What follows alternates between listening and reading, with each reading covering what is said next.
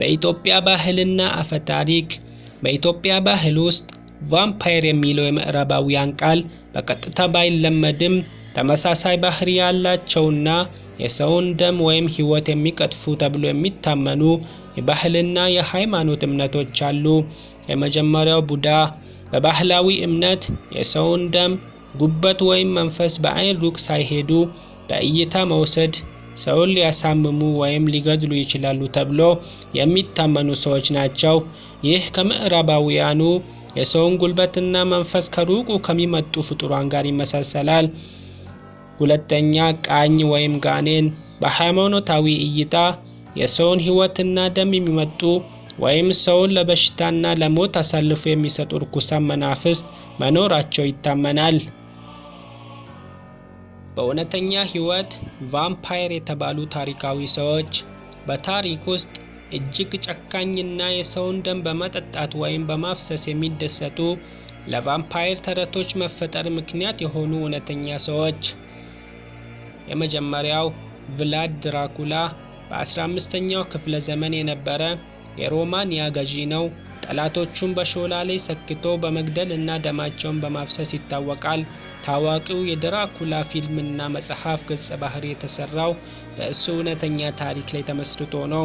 ሁለተኛ ኤልዛቤት ባቶሪ 16ኛው ክፍለ ዘመን የነበረች ሃንጋራዊት ባለስልጣን ስትሆን ውበቷን ጠብቃ ለመኖር በማሰብ የሴት አገልጋዮችን ደም እንደምትጠጣና በደማቸው እንደምትታጠብ ይነገራል።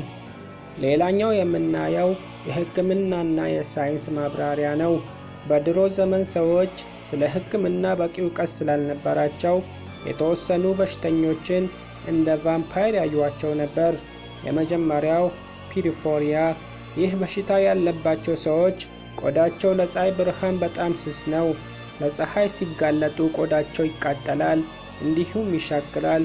በተጨማሪም ድዳቸው ሊሸሽ ስለሚችል ጥርሳቸው ትልቅ ሆኖ ይታያል። ይህ ሁኔታ ሰዎች ቫምፓየሮች የፀሐይ ብርሃን አይወዱም የሚለውን እምነት እንዲያሳድጉ አድርገዋል። ሁለተኛ ራቢስ የእብድ ውሻ በሽታ። ይህ ቫይረስ ያለባቸው ሰዎች ብርሃንን እና ውሃን ይፈራሉ። ሌሊት መዘዋወር ይቀላቸዋል እና ሰዎችም የመንከስ ስሜት ሊያሳዩ ይችላሉ። ሌላኛው ደግሞ ሳይኮሎጂካል እና ባህላዊ ቫምፓየሮች። በአሁኑ ዘመን ቫምፓየር የሚለው ቃል ከደም መጣጭነት ባለፈ በሌላ መንገድ ጥቅም ላይ ይውላል። የመጀመሪያው ኢነርጂ ቫምፓየርስ።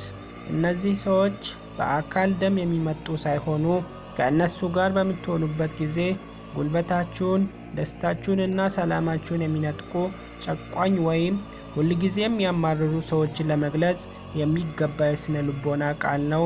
ሁለተኛ የቫምፓየር ላይፍ ስታይል።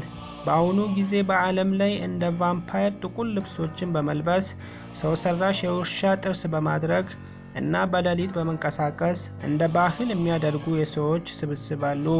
በአጭሩ በፊልም እና በልብ ወለድ እንደምናያቸው ክንፍ አውጥቶ ወደ ሌሊት ወፍ የሚቀየሩ ወይም ደግሞ ደም እየመጠጡ ለዘላለም የሚኖሩ እውነተኛ ቫምፓየሮች የሉም። ታሪኩ የሰዎች የፈጠራ ጥበብ እና የድሮ ዘመን አለማወቅ ውጤት ነው።